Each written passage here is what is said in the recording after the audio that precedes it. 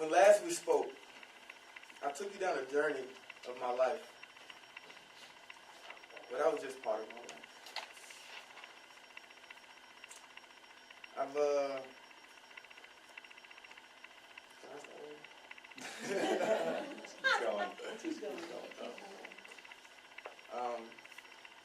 When last we spoke, I took you down a journey of my life. Well, that was just part of my life. The man that stands before you today, the roots were explained the last time we got a chance to speak. But I'm here to share quite a bit more. My fellow Toastmasters, Susie, good morning. Good morning. Good morning. What is a dream deferred? When I transformed from a kicker to a receiver, the sun didn't come out from behind the clouds and doves didn't fly out from nowhere singing Kumbaya. It actually got a little bit cloudy.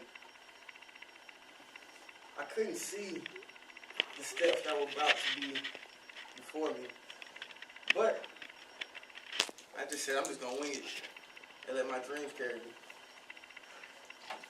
My first year at A&T, I was a red shirt wide receiver, meaning I couldn't play. All I could do was practice. And I watched my team go 0-10. That's tough sledding. But something happened that year that really struck me and kind of propelled me. We were in a meeting and an old school running back coach called George Ragsdale stood in front of the team. And he expressed all the things that he thought we should do and change about where we were going, because we were 0-10. But at the end of the speech, he said, I want every last one of y'all to look left and look right. I want y'all to look all around this room.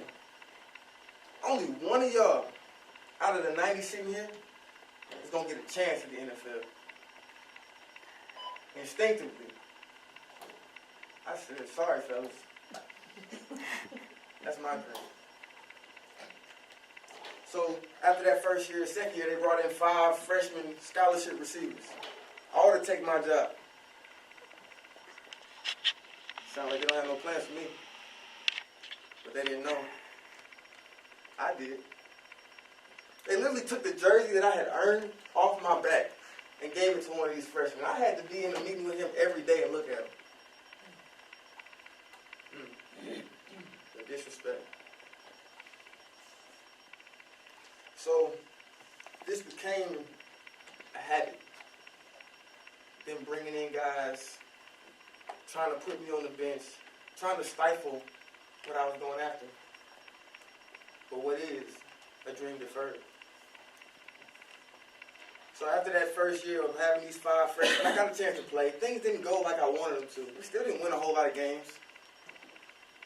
But I kept pushing. After that season, I was walking down the streets of Baltimore. So you all remember that's where Wallace Miles started. And I looked at my father, who is my idol, and I told him, 70, 1,000, 10. 70 receptions, 1,000 yards, 10 touchdowns. He looked at me with a joking face and said, okay. But in his eyes, I could tell he said, show me. I looked at him, and my eyes said, I will. Got back to school, facing the same BS. They brought in another 2 receivers, 2 guys from Atlanta, Georgia, put me on the bench, trying to find a way to get me to quit, really. But I kept pushing. They got the message. I'm not going nowhere. So they brought me in the office, sat me down. We had a man-to-man talk, but at the end of that conversation, I stood up with a full scholarship in my hand.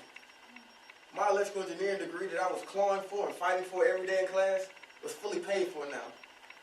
My parents, who had been struggling to keep me going in school, chasing my dreams, now they had to pay another dime out of necessity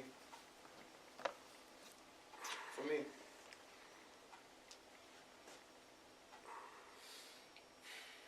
So I got my scholarship in hand, back in season mode, and the stars seem to start finally aligning. The sun actually did come out. I broke records. The team won games. And as I'm walking off the field, my last game, tears streaming from my eyes because all the emotion of how much and how hard I fought to get where I was. I had 70 receptions, 1,048 yards. I only had 6 touchdowns. But I had that in my back pocket as I walked off that field. What is a dream deferred?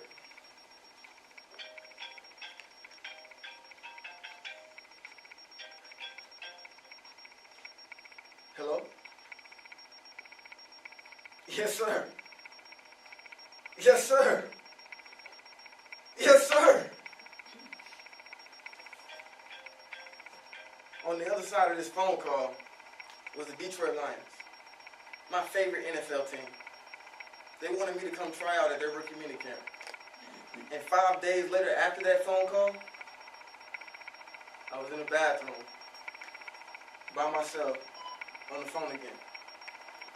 This time, my mother and father were on the other end of that phone call.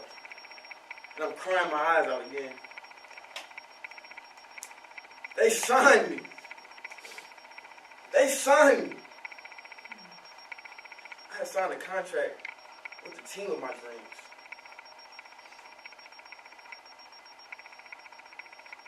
Man. But life isn't always that sun that came out. 5 years later, I had been cut by the Detroit Lions. I had taken my journey to Canada. I had been to Winnipeg, Ottawa, Edmonton, Toronto, won a Grey Cup ring, been to the top of the mountain. But I was on the side of a lake, unemployed. But I realized in that moment that it's not about the destinations that we're traveling. It's about the journey and the experiences that we gather on that way, on that path. So what is a dream deferred? It's an opportunity for you to go through something that you couldn't even imagine to get to somewhere that only you saw. So my fellow Toastmasters, my honored guests, don't allow obstacles on your path to deter you from your journey, to deter you from your dreams. Because one day, you'll look back at them as part of your legend. Thank you.